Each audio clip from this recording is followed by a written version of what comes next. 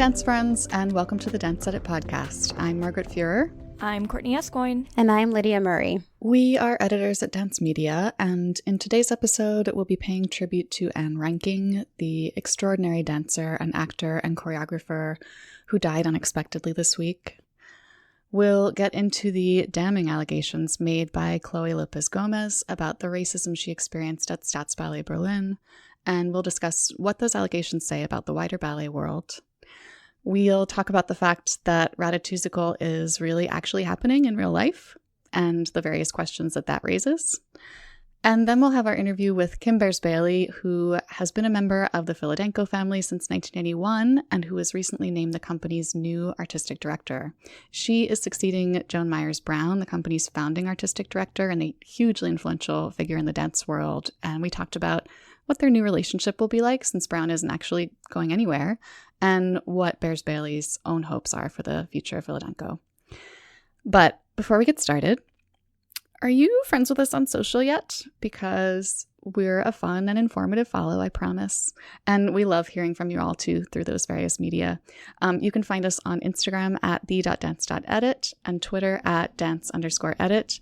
And of course, make sure you're signed up for our daily newsletter, which is a digest of the day's top dance stories. You can do that at thedanceedit.com. So now it's time for our weekly dance headline rundown. And because it is jam-packed this week, we're just going to get right into it. Go for it, Courtney. All right, so London theatres went dark again Tuesday night after the UK government imposed Tier 3 COVID restrictions on the city. This means the West End, the Royal Ballet and English National Ballet, and Sadler's Wells, among others, have had to cancel shows just weeks after reopening. Sir Andrew Lloyd Webber was quoted in the Evening Standard saying that it seemed arbitrary and unfair that people can jostle uncontrolled in crowded shops, yet orderly, socially distanced theatre going is banned. What a mess. Yep. All around. But something that is a little bit brighter news. Beginning March 1st, artists in New York City will be able to stage ticketed events on streets and other open areas thanks to the new Open Culture program, which was modeled after the city's outdoor dining efforts and should hopefully bring some much-needed relief to the arts community. Ray of hope. And meanwhile, upstate, Kotzebue Cultural Park announced plans to host another outdoor performance festival in May. Dancers from American Ballet Theater, Mark Morris Dance Group, New York City Ballet, and Alvin Ailey American Dance Theater will headline across the 2 weekends of programming, which has also been expanded to include music, poetry, and the culinary arts. The actors Jamie Bell and Margaret Qualley are set to star in Fred and Ginger, the upcoming biopic about Fred Astaire and Ginger Rogers. The film will explore their individual lives as artists as well as their professional and romantic partnership. Thank you for choosing actors with dance backgrounds. Yes.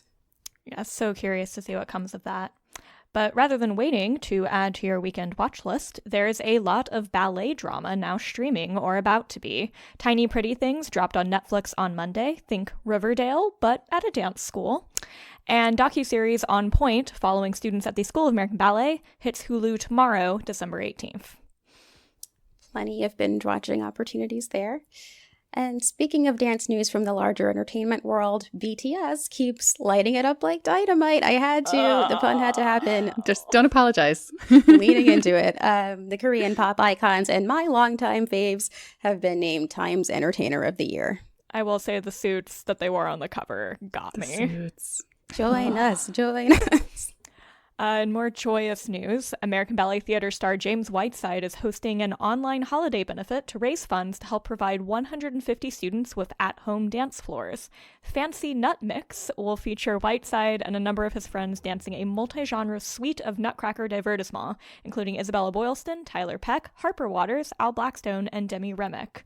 They're also promising an interview with the elusive memer behind the Satirical Ballet Moods Instagram account, which I'm intrigued by, as well as big reveal. It's a big get, as well as interviews with Jack Ferver and Reed Bartlemy of With Dance and Stuff fame, and even James's newscaster alter ego, Shannon Bobannon, who you may have heard fires news like a cannon. That will be streaming this Sunday, December 20th at 7 p.m. Eastern on James's YouTube channel. I am so here for all of that. That is wonderful. Bless him.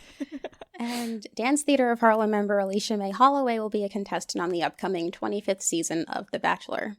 Very intrigued to see how they portray her on that show. I hope they give her the respect that dancers deserve, because that has not been the way that show has historically treated dancers. So fingers crossed. Indeed. Taking a bit of a sad turn here, we said goodbye to a number of dance world luminaries this week. Othello Dallas, an early Catherine Dunham dancer who was instrumental in passing on the Dunham technique to new generations, particularly in Europe. Ustad Dabu, a pioneering Indian choreographer who toured his uniquely contemporary take on Kathak and Kathakali all over the world. William J. Gillespie, a philanthropist who provided notable support to dance and presenting organizations, in particular American Ballet Theater, whose Orange County School bears his name. And Louis Peters, aka Louis Olivares, an American Spanish dancer, choreographer, and dance historian who performed with the likes of Jose Greco. They will be missed. Oh, it was a particularly devastating week for the dance world. I mean, every death is incalculable, but this week felt really heavy. In our first segment, we want to take a moment to honor a dance artist whose death felt truly shocking. That's Anne Reinking. She died in her sleep over the weekend at age 71, and the cause of her death is still unknown. She was, and it's genuinely strange to be using the past tense to describe one of the most present performers of all time, but she was a dancer and an actress and a choreographer. She had roots in ballet, but she was best known for her long-term symbiotic relationship with Bob Fosse. She was his muse and for a time his partner. There was simply nobody else like her. Yeah, I think when we talk about choreographers' muses, sometimes we can overlook their personhood and overlook the fact that without them being there as vehicles for that work and remembrances of that work and evolutions of that work, we wouldn't have that choreographer. I think Gwen Verdon is very much early Fosse, but Anne Reinking is just the epitome of later period Fosse. And I think also she was just such a singular dancer. Watching her, there's this sense of cohesion and organization, this idea that she knows to the barest millimeter exactly what every part of her body was doing at any given moment. But at the same time, none of it ever felt calculated. It felt instinctual and vital and like it was just coming from the core of her being. I think she really embodied the idea of dancers having knowledge in our bodies that maybe we can't quite articulate with words. I found myself, whenever the news was breaking about her passing, I kind of very quickly noped out of Twitter. I just didn't want to deal with it. But then when I came back, the first thing I saw was this like minute and a half clip of her dancing and all that jazz. And I couldn't look away.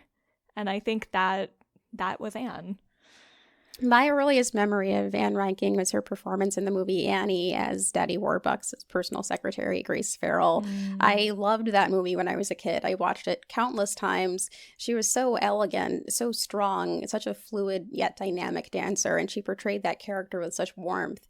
And her range as a dancer, as an actress and singer was just mesmerizing and fantastic. In 2007, Dance Magazine published her account of auditioning for Bob Fosse for the first time, which was in the summer of 1972. And one reason I love it is that even though she was known as this larger-than-life icon, that essay really underscores the raw passion she had for the art form itself and the hunger she had to master her craft. And that drove so much of what she achieved, even though she may seem like this kind of otherworldly figure. Lydia, I love that you called out We Got Annie, because that number, in its just full-on joy, it's very different from the usual like sardonic, gimlet-eyed Fosse approach that we typically associate with Anne Reinking. And I like that in it you can see her connections backwards to old Hollywood stars like Ann Miller, and then also the influence she's had on today's musical theater stars like Sutton Foster, who then went on to do that very role, to do that Grace Farrell part.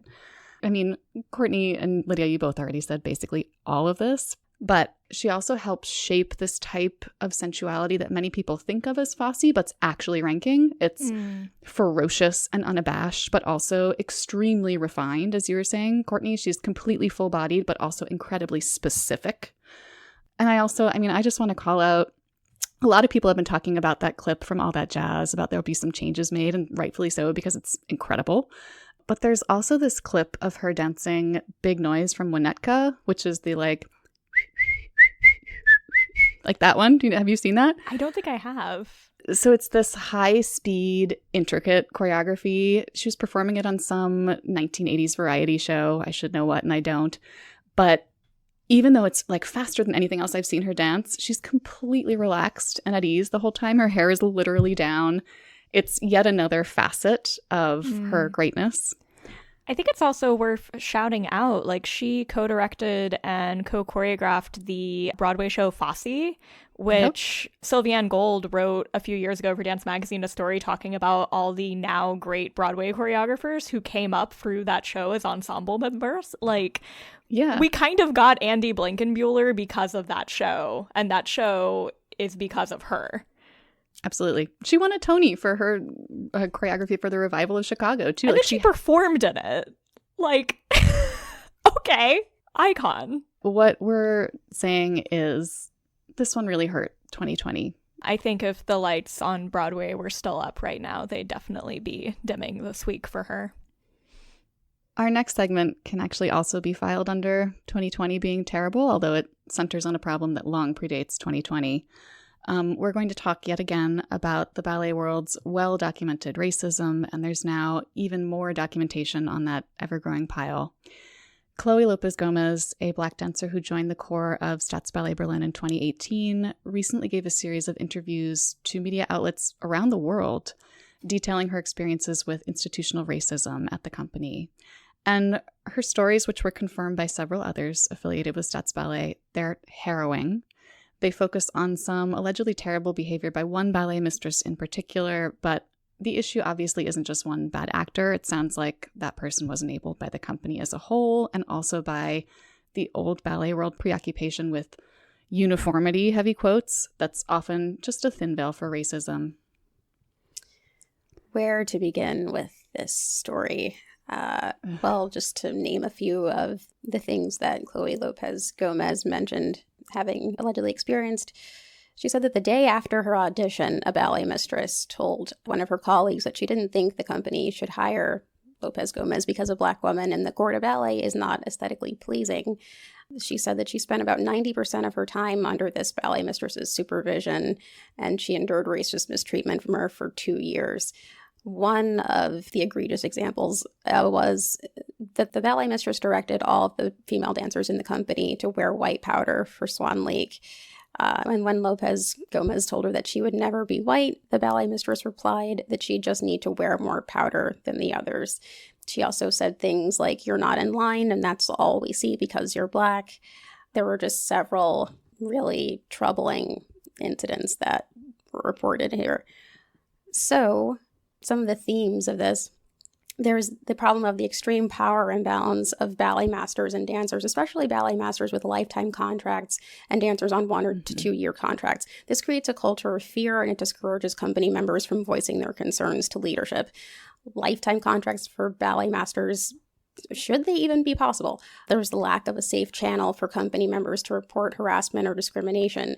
The idea of uniformity, which is so outdated and goes back to a time when ballet dancers were all white. But of course, guess what? That's not the way it is anymore. It's not the way it should be. Well, and I, for once, kind of am agreeing with Benjamin Millepied, which feels a little strange for me. But in the New York Times, he was quoted as saying, "This army-like idea of everyone in unison, everyone looking identical, is a major problem with ballet. It is an incorrect view. What makes the scenes work in Swan Lake or La Bayadere is great dancing, a sum of everyone's energy and individuality, not a display of pancaked white people." Fully agree. And there's also the age-old idea that ballet dancers have to suffer for their art, and that racism is just another component of this suffering. I think it's safe to say that for a lot of people who hold old-fashioned beliefs about ballet, enduring abuse is the expectation, and it's assumed that you'll just accept targeted mistreatment according to whatever way in which you don't meet the traditional ideal or as a means of paying your dues, and that mentality needs to end.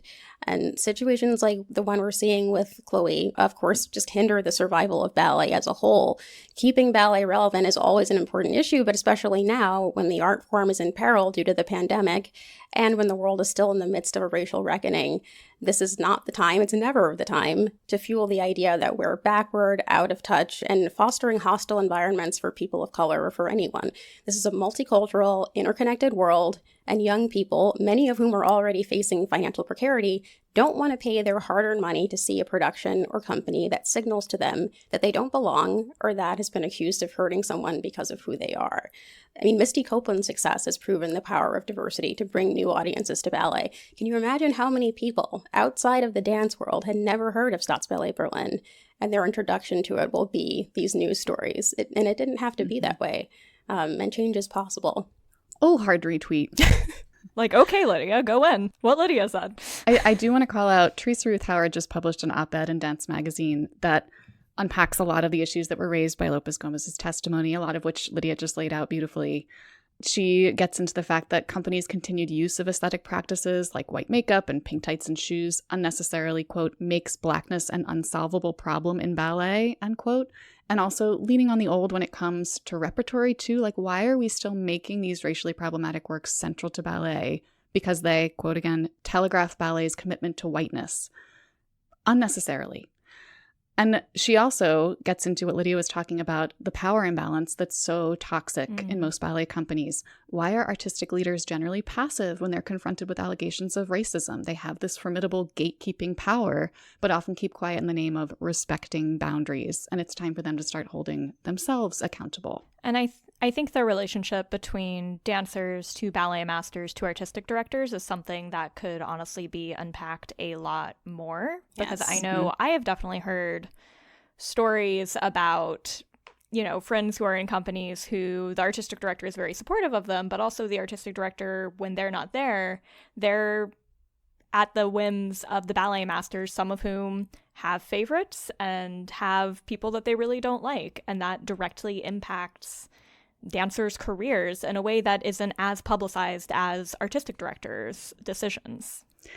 I mean, also, too, this old idea of uniformity in the court of ballet, it's often a cover not just for racism, but also for sizeism. It's just toxic all around. And it's, at best, an incredibly oversimplified way of thinking about what makes ballet beautiful. It's just wrong and outdated, and we got to get rid of it. We've got to get rid of it. Fully agree. Anyway, bravo to Chloe for speaking out. We hope she's currently being flooded with job offers because let's not forget she's also a beautiful dancer. Yes. So, rooting for you. Our next segment offers a bit of much needed relief after this hellish week. It turns out that the TikTok-generated, collaboratively written musical version of Disney's Ratatouille will in fact be happening in real life. It was announced last week that Seaview Productions will present a filmed concert version of the viral phenomenon, which they've titled Ratatouille, the TikTok Musical. It's going to stream January 1st as a benefit for the Actors Fund. And the Dance Edit Slack channel was a very festive place for a while after that news came out. But after we finished our squeeing, we realized there are now a whole lot of Ratatouille questions that need answering. Like, which of the hundreds of TikTok songs out there are they going to choose? Who is the they doing the choosing? How is this production going to credit the TikTokers who birthed it? Here's what I love about this is because it is happening IRL, but still on the internet, the possibilities for who can actually be involved in this are kind of endless. And I think that's so much in the spirit of Ratatouille. And I just really love that about it. And I didn't choose the Ratatouille life, but I feel like it's chosen me. And this is just the most. It's just really nice. I just love that this is happening. I don't have much coherent thoughts to add because I just love that this is happening. Me too. I feel like seeing the number of creatives who've come together for this, ranging from choreographers to costume designers and songwriters and just about every other aspect of production, has been one of the highlights of 2020 for me. I mean, it's just such an example of the power of the arts and the resilience of artists. And I want to know, how and when will they reveal the team?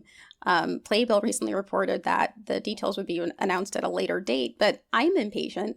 Also, it's in 2 weeks, though. Yeah, it's happening really soon. So how? Just how? I mean, I have to say I'm hopeful because the creative team, first of all, made all their social handles at Ratatouille, which even that seems like they're going to be true to the spirit of this thing because however amorphous the thing itself is on TikTok, the spirit of it is clear. I am curious to see how they're going to credit the TikTok creators, how they're going to involve the TikTok creators, because it would be especially bad form not to credit TikTokers when TikTok itself pioneered this sort of crediting revolution that was long overdue. And beyond credit, how are they going to compensate them? Do we also want to talk about dreamcasting? I want to see Andrew Barth Feldman as Alfredo Linguini. Cadence is just listening and you can't hear her, but she is nodding so enthusiastically right now. Yeah, hard agree. I don't have dreamcasting for this, but I really want this to launch, like, I don't know if any of you guys were around for a Harry Potter musical when that blew up on the internet the first time. Like, it literally launched Darren Criss's career, as well as, like, the people on that production who are all, like, University of Michigan folks who, like, just put on a show together. Like, they all, like, took that launch pad and did such extraordinary things and had a fandom grow up around it. And I just, my heart of hearts, like, I would love to see, like, some up-and-coming, like, performers and choreographers and songwriters and set designers, like, actually have their careers launched by this. Oh, I think same. that would be incredible. Totally. And is the creative team going to do some crowdsourced casting? Because it seems like they're very open to that idea, given what they've posted on social so far. Maybe they will discover those next big things on TikTok, which would be so appropriate. That would be kind of fantastic. It would be wonderful if this could become a full-fledged Broadway production. And since we're on the topic of Broadway, what will happen to the 2020 Tony Awards now that the year is almost over? Yeah, sidebar. And there's been no word about when it's happening. We were told early December, and there's been nothing, and now it's mid-December. Just radio silence from the Tony Awards admin committee. Yeah, the ensemblist has been posting a ton about that. We have no answers, only questions. Pretty much. So thank you, Ratatousical, for filling our musical theater needs, I suppose. Yes, one of the few not terrible things to come out of 2020. Don't mess this up, Ratatousical people. We need it. All right, we're going to take a short break, and when we come back, we'll have our interview with Kim Bears-Bailey, so stay tuned. If you love the Dance Edit podcast, we have a feeling you'll love the Conversations on Dance podcast too. Started in 2016 by former Miami City Ballet dancers Rebecca King-Ferraro and Michael Sean Breeden, it brings you closer to the dancers and artists you love. Each week, Rebecca and Michael sit down with a new guest to learn about their careers and experiences within the art form, with episodes that interest students, professionals, and enthusiasts alike. The Conversations on Dance podcast is back now with all new interviews, and its more than 200 past episodes include interviews with Isabella Boylston, Alistair Macaulay, Justin Peck, and Jennifer Garner, to name just a few. Listen to Conversations on Dance wherever you get your podcasts or on conversationsondancepod.com, and connect with them on social media at Conversations on Dance. This week's guest on the podcast is Kim Bears-Bailey, who was recently named the new artistic director of Philadelphia-based modern and contemporary company Philadenko. Kim has been Philadenko's longtime assistant artistic director, serving under founding artistic director Joan Myers-Brown. And before that, she was a celebrated dancer with the company, which she first joined in 1981. She has a BFA from the University of the Arts, where she's now on faculty, and she's taught in stage repertory all over the world. Welcome, Kim. Thank you so much for joining us. Thank you so much for having me. You have this beautiful history with Philadenko as both a dancer and a leader of the company. Can you talk about how you first came to the company and then how and why it became a home for you? Okay, so I'm originally from Washington, D.C. That's where I started my dance career in Washington. And when I decided after high school, Duke Ellington High School of Performing Arts, one of the premier high schools to go to if you were interested in the arts at all. I came to Philadelphia, researched, which is now the University of Arts, which was Philadelphia College of Performing Arts.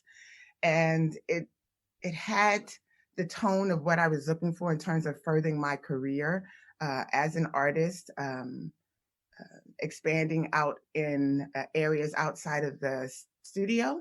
And so I came immediately after high school. I came to Philadelphia. I was actually the fourth graduating class out of Duke Ellington to come to University of the Arts.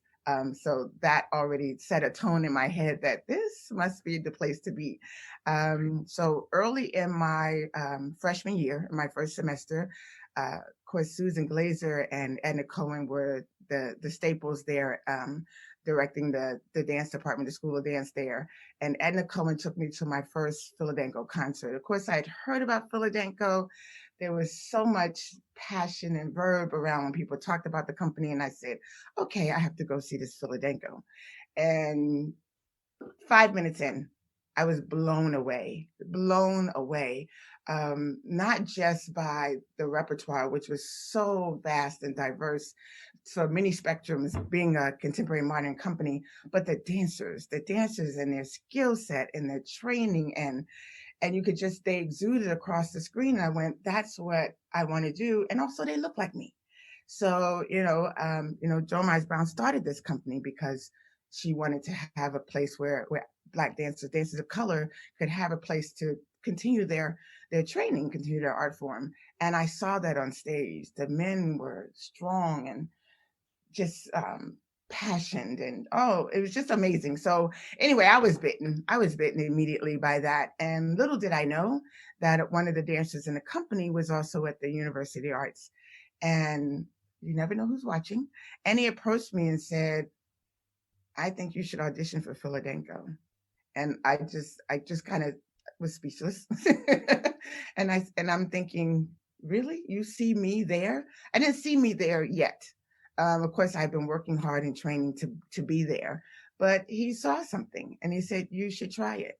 And on January 11th, 1981, my life changed. I was number 14. I'll never forget it because my life did actually change. So I took the leap of faith, and then Joan Miles Brown took the leap of faith on me. Joan Miles Brown obviously has been this anchor for the company. And as you said, I mean, a force for change in the dance world as a whole, too. But how would you describe the working relationship that the two of you developed? We're in a partnership right now. And I know that it's always been that, but I've also been part of the mentoring since the day I walked in. And, when you have somebody who embraces you and takes you in their arms and starts that mentorship on day one, and it never wavered. One of the things about those that have wisdom, those whose shoulders we stand on, is that they see it before you see it.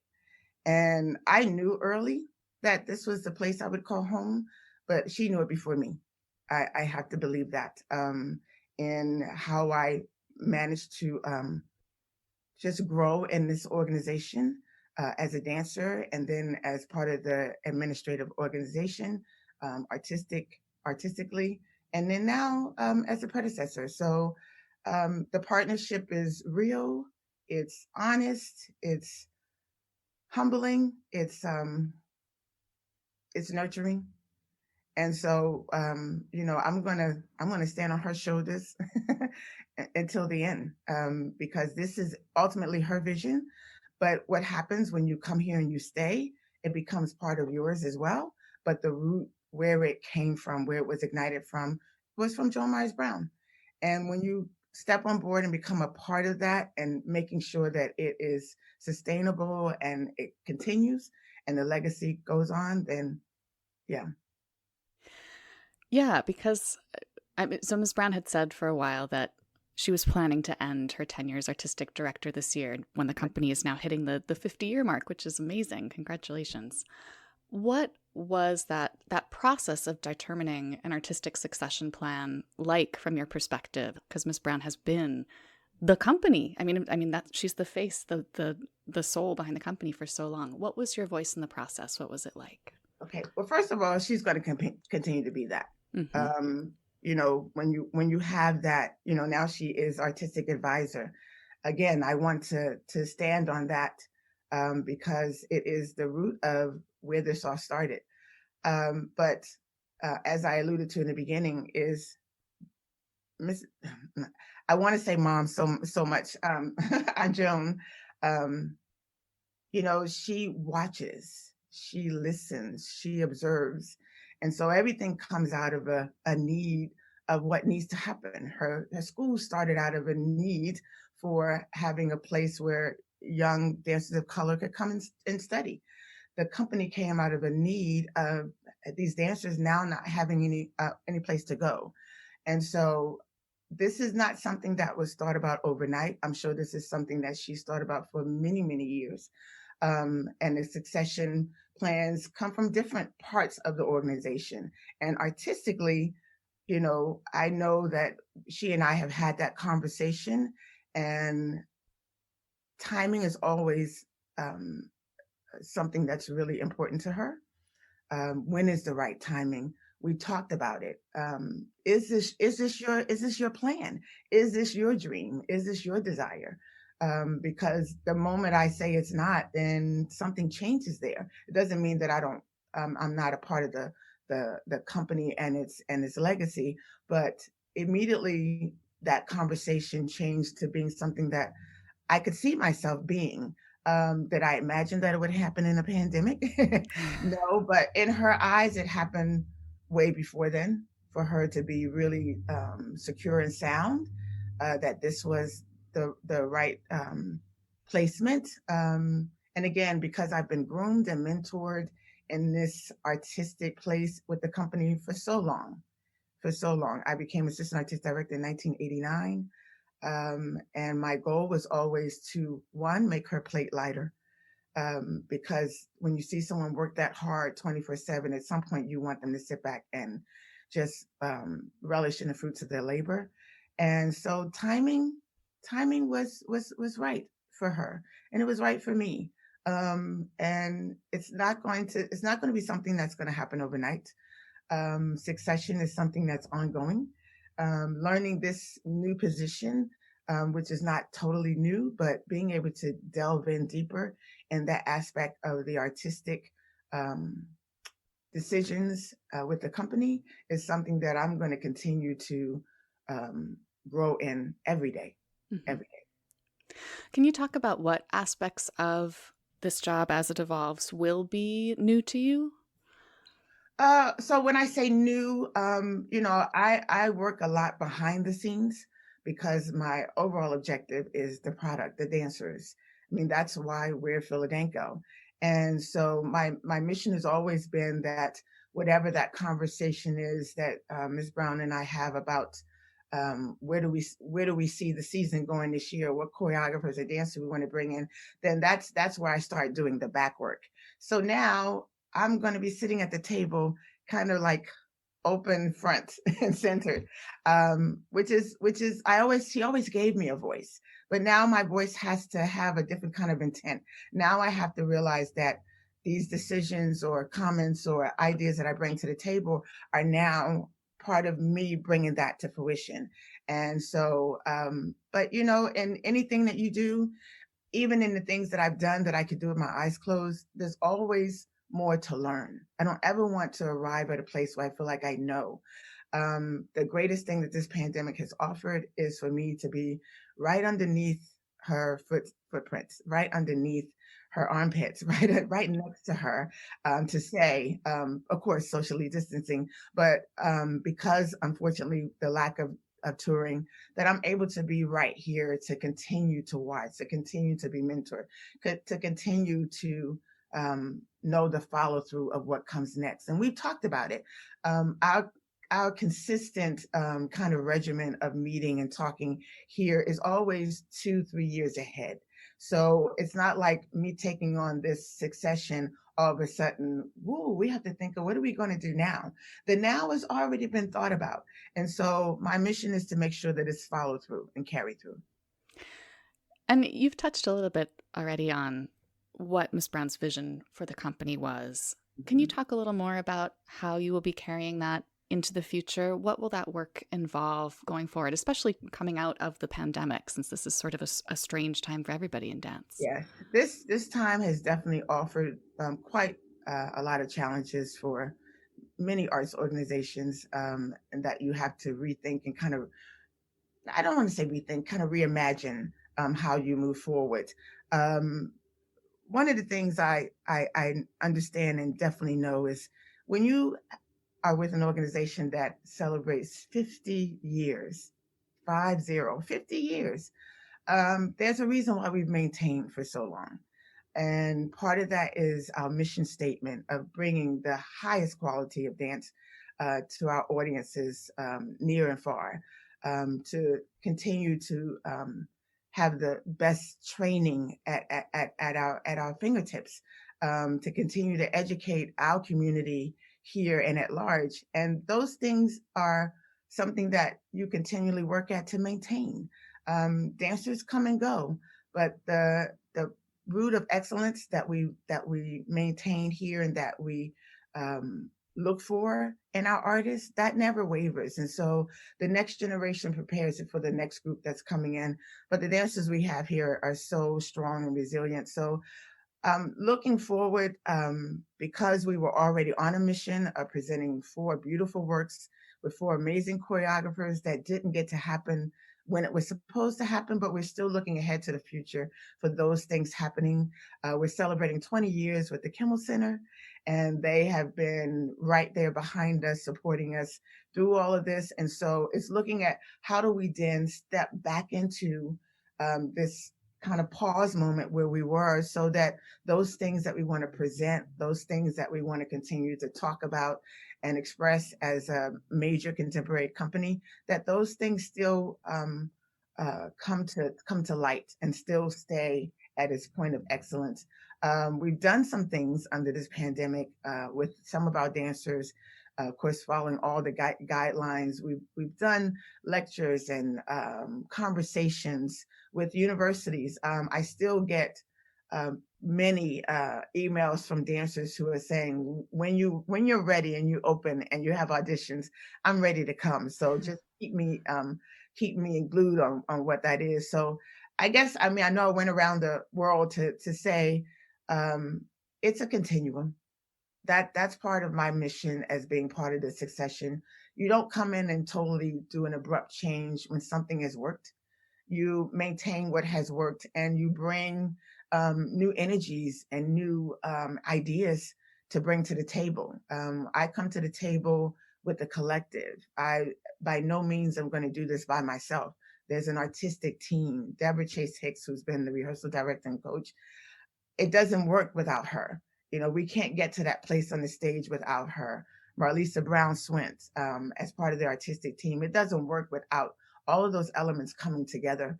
And so, again, what I do want to offer is that Miss Brown gets to take that step back and, you know, watch and still have her hands in from a distance, but at the same token that she doesn't work 24/7. You know, that I want her to see that what she has indeed nurtured is working the way she envisioned it to work. Mm-hmm. Yeah. And paying full respect to the fact that you are continuing a legacy and that you're not working alone, and that it's early yet. I know you're just sort of starting down this path. Absolutely. But what would you say are some of your own hopes and goals for the company? You mentioned, you know, new ideas, new perspective. What are you hoping for, both bigger and smaller picture, in this new role? Well, you know, at being here 40 years, I've seen so many transitions. And when I say artistic, again, I have to go back to the product of why we all work so hard, and that's the company. Having danced with the company for 20 years and knowing the ins and outs of what the dancers really need so that they get to do exactly what they're here to do, and that's to be excellent in their craft. That's where, you know, and Ms. Brown, of course, has always fought for all of that, like having financial security so that these dancers know that they have a place that they can call home if they want to call it for the next 40 years. The continuing the fight for Philadelphia to really recognize that national treasure that they have here.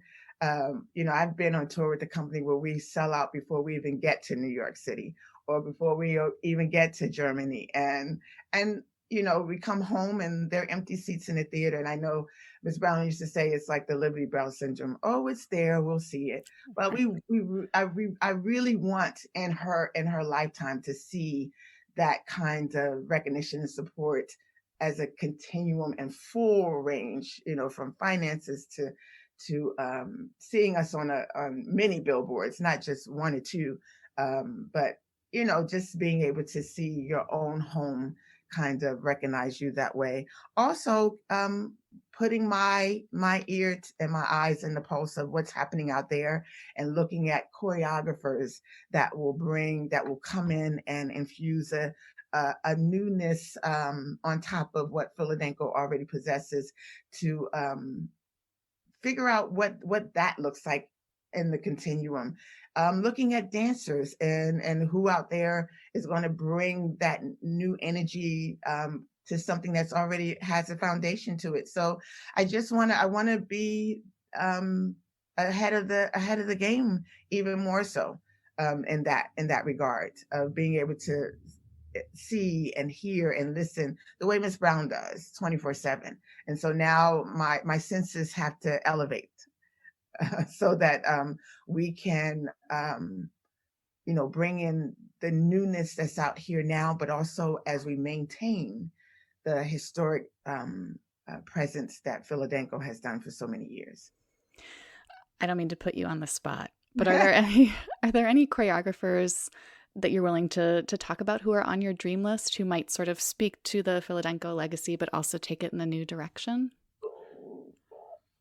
Uh, I think I'm gonna plead the fifth on that. Okay. Because once you speak it,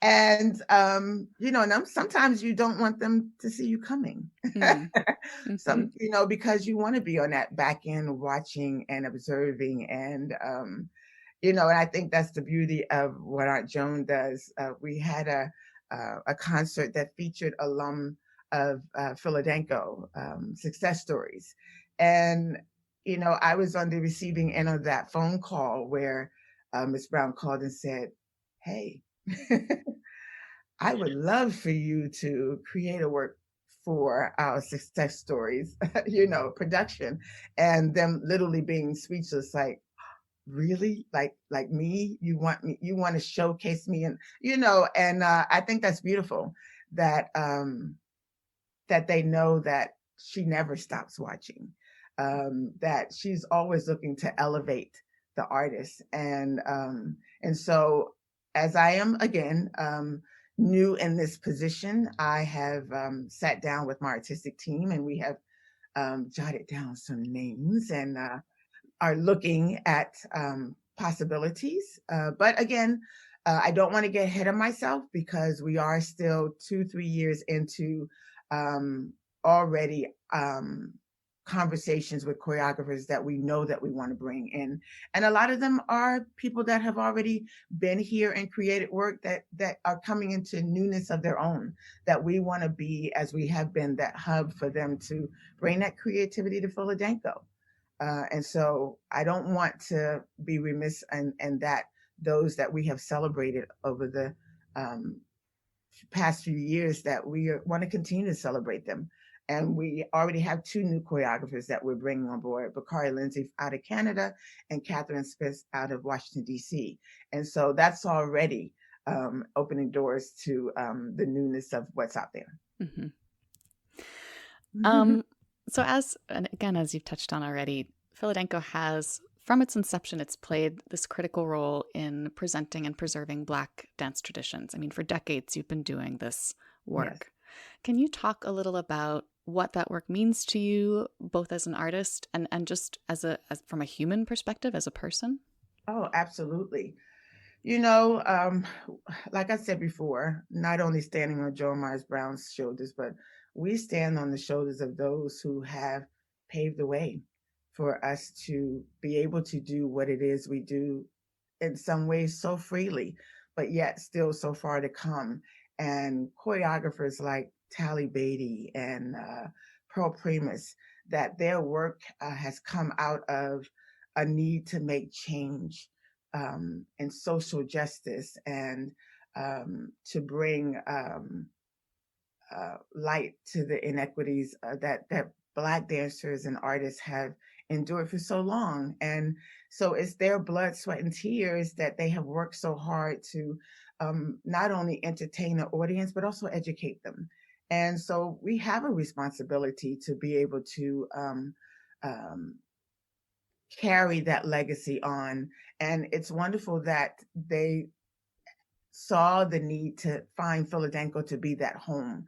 And I know it's because of Joan Myers Brown's commitment to preserving the rich legacy of these works that calls for change and that we want to not forget. And so we have been that hub for works like Tally Beatty did Southern Landscape, which he created in 1947, talking about the Reconstruction era. And, and timing is of the essence in terms of when do you present these works so they really, really set that tone and really, really resonate with your audience and entertain as well. But we are committed to maintaining that, being able to perform those works, and it hits your spirit in a way that nothing else can. I was fortunate enough to be the repository of Pearl Primus's Negro Speaks of Rivers and Strange Fruit, that she was the only one to perform it in 1944 until 1988, when through American Dance Festival did the Reconstruction um, concert where, again, she was watching and chose Philadelphia to be that repository of that work. That speaks volumes when a choreographer who spends their life's work presenting works to make change, and you put that in the hands of a young dancer. And so, Strange Fruit dealt with a lynching, something that I've never experienced in my life, but also understanding, having to understand what that meant for her to step out and present a work like that, to talk about these issues that were destructive in her time and can still be in some places.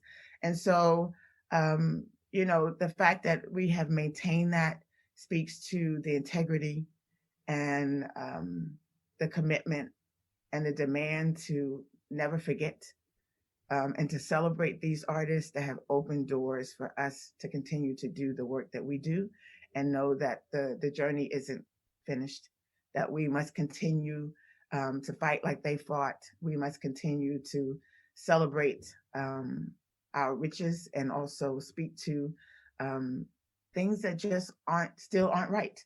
And so, yeah, it's been a wonderful journey to be able to be part of the um, repository that continues these works in terms of resetting them, remounting them.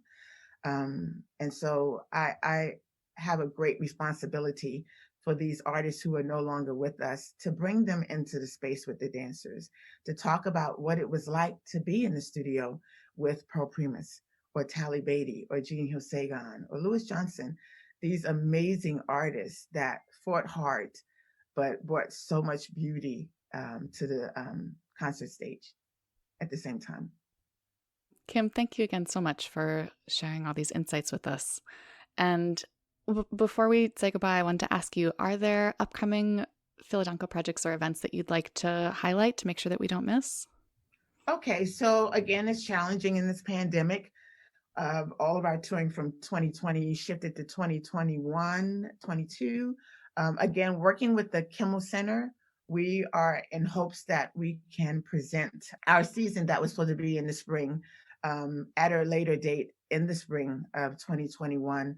But until then, we're bringing forth via Zoom, via Instagram, some lovely little tidbits of Philadelphia. I don't want to spill the beans, but I want people to look out for us. We have a new website. Go to our website, and of course, anything new is always reimagining itself to be even greater. So, but working closely with these choreographers, we want to bring them to the forefront, get you to meet them personally on a one-on-one basis. So we've done some interviews with them. We know that we have to bring the arts back to not only our community, but to the world at large, because it's not only entertaining, it's healing. Mm-hmm. And, I know people are missing it. And that's the beauty of dance. It takes you on a journey where you don't have to live in this pandemic, emotionally 24/7. even for that hour and a half, we can take you away. So stay tuned with us. Go on our Facebook page and our Instagram page and our website, and continue to support. Continue to support Danco, continue to support the arts so that we can thrive and continue even in a pandemic. And I just want to note the Philadanco website is at philadanco.org. We'll link to that in our episode description. And we'll also link all of your social pages so that everyone can properly keep up. Oh, I'm so mad I didn't talk about IABD, but you can go. We're still recording. You can go ahead. Okay. Yeah. So the International Associates of Blacks in Dance. Miss Brown, Joan, Mom, Miss Brown, all those names started this. This is what 33 years we're getting ready to embark on, and and that's still thriving. The website is still up. We're still out there engaging and being that hub for companies all across the globe. Because we bring that conference every year. I'm looking forward to how it's going to be reimagined come January, so that we continue to keep our mission going of supporting Black institutions, Black companies, and organizations at large. We'll make sure to include links to IABD, their site, and then information about their conference as well in the episode description, so everyone can check that out. Thank you again so much, Kim. Really, really appreciate you making the time. Thank you for the opportunity to want to hear my story, bring Philadanco's story again to the forefront. That means a lot. Stay well, stay safe. One more big thanks to Kim for her candor and her perspective. And for reference, and we will indeed include all these links in the episode description, but for reference, you can find Philadanco on Instagram at Philadanco and on Facebook at facebook.com/Philadanco. And the IABD website is iabdassociation.org. All right. Thanks everyone for joining us. We'll be back next week, actually with a special holiday episode. Stay tuned. In the meantime, keep learning, keep advocating, and keep dancing. Mind how you go, friends. See you next time, everyone.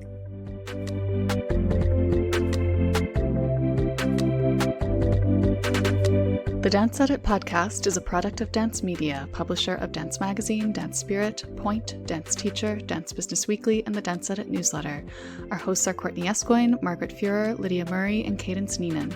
Our music is by Celestine, with special thanks to Broadway Dance Center for helping us record those footfall sounds.